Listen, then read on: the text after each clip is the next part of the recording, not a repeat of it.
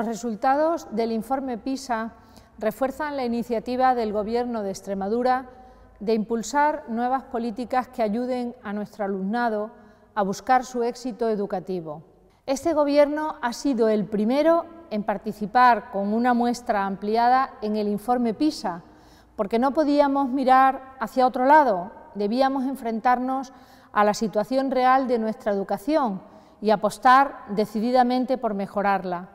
Tomamos la decisión, nada más llegar al Gobierno, para tener un nuevo diagnóstico externo, pormenorizado, y poder comparar al alumnado extremeño con otros estudiantes en torno a 70 países.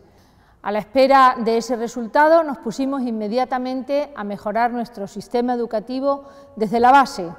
Sabemos que en educación los resultados no son inmediatos, se alcanzan a medio y largo plazo, porque esos logros se deben construir sobre una base sólida.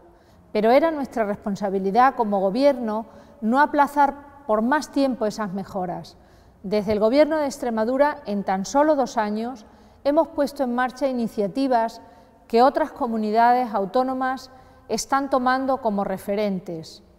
Proyectos como el Plan 1825, la red de escuelas I+D+I, la introducción de la cultura emprendedora en nuestras aulas, el programa Impulsa o el Plan de refuerzo, estímulo y motivación para el alumnado, el Plan REMA, son solo algunos ejemplos. De hecho, el Plan REMA, cuyo acrónimo refleja la necesidad de sumar esfuerzos en la misma dirección, llega en su primer año de vigencia a un centenar de centros extremeños. Estamos absolutamente convencidos de que la atención a la diversidad es la vía que impulsará a nuestro alumnado hacia su éxito educativo.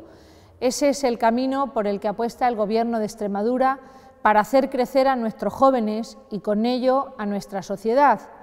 Y seguiremos mejorando nuestra educación y nuestra formación, conscientes de que en ella tenemos la clave del progreso de Extremadura.